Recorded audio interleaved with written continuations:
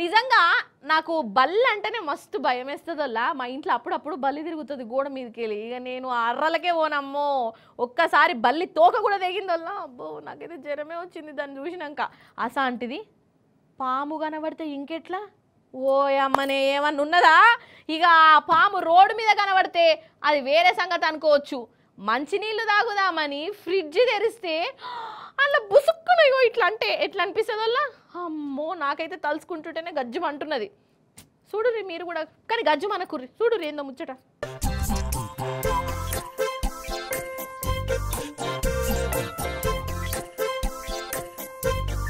గజ్జుమన్నరా? భయమైందా? ఇంకా వణుకు పుడుతున్నదా? నాకైతే ఇగో ఇప్పుడు చల్లటి చెమటలు అత్తాన్నాయి. నిజం చెప్తున్నానోళ్ళ. ఎట్లా చూస్తున్నదో చూడు, మిట్కు మిట్కు అనుకుంటా. ఏమే పాము, నువ్వు ఆ ఫ్రిడ్జ్ లో ఏం చేస్తా అన్నవే? బయట ఎండలుంటే మాత్రము నీకు కూడా ఫ్రిడ్జ్ లో ఉండబుద్ధి అవుతున్నదా? నీకేమైనా దిమాకున్నదా?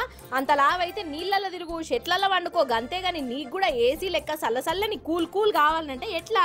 మేము ఏం కావాలి చూసిన రానోల్లా. ఇది కథ. ఒకళ్ళ ఇంట్లో ఫ్రిడ్జ్ తెరవంగానే అందులో పాము ఇగో ఇట్లా బుస కొట్టుకుంటా కనబడ్డది. నేనే గనక వాళ్ళ జాగలో ఉంటే నాకు గుండెపోటు అచ్చుడు కావచ్చు. వాళ్ళ పరిస్థితి ఏందో నాకు తెలియదు. ఇంతకు అది ఫ్రిడ్జ్లా ఎట్లా పోయిందబ్బా? దానికి ఎందుకు అందులో ఉండాలని అనిపించిందో ఏందో ఏమో పో. ఈ నడమ జీవాలు పాములు ఉండే కాడ ఉంటలే వల్ల ఇండ్లల్లో కత్తాన్నాయి, బూట్లల్లో జొత్తాన్నాయి. ఇక ఇప్పుడు ఎండాకాలం అని డైరెక్ట్ ఫ్రిడ్జ్లనే పూర్తి సతుగా వండుకుంటున్నాయి. ఇక ఇప్పుడు ఈ ఫ్రిడ్జ్ను వాళ్ళు వాడతారా అవతల వాడేస్తారా?